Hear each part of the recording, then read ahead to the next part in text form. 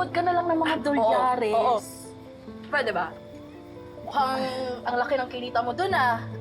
Ibang-iba ka na talaga ngayon. True. Prinsesa ka na. Diamondis. Ano all.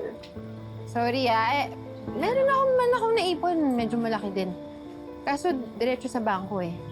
Ay, Pasensya na guys grabe siya oh. Kangaroo ang peg. May bulo sa balat. Uy, nakita ba kayo ni Papa Gerald? Oo. Anyari? Kinalbo mo ba yung FF mo? Chinap-chap?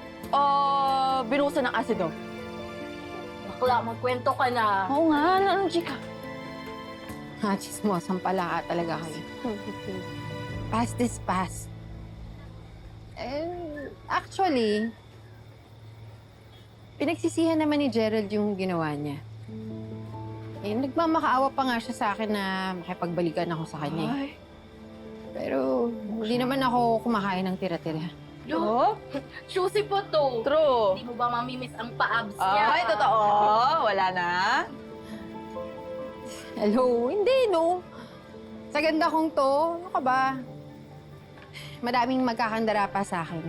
Sabi. Yung mas gwapo. Yung mas mapera. Hindi naman kawalan si Gerald sa buhay ko.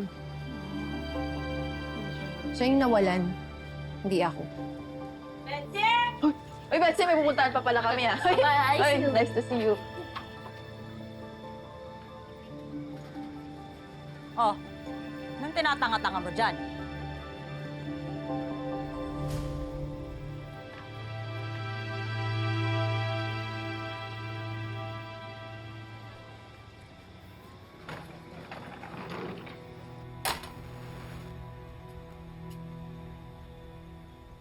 Tanga-tanga mo! Bakit ka nagpahuli kay Gerald? At sa amo mo? Makapagsalita kayo, Nay. Parang gusto ko naman yung nangyari. Hindi ka kasi nag-iisip. Di ba ang usapan natin, uuwi ka lang dito kapag nakapangasawa ka na ng kanong mayaman.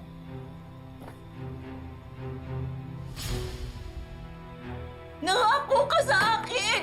Yayaman tayo! Ano nangyari?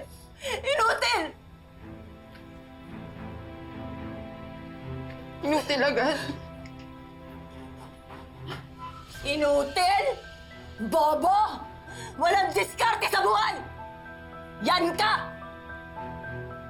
Lagi mo kasi inaahas sa iswerte natin sa ibang tao.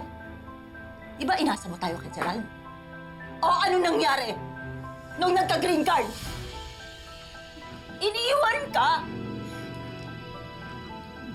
Tinuluyan yung Gina!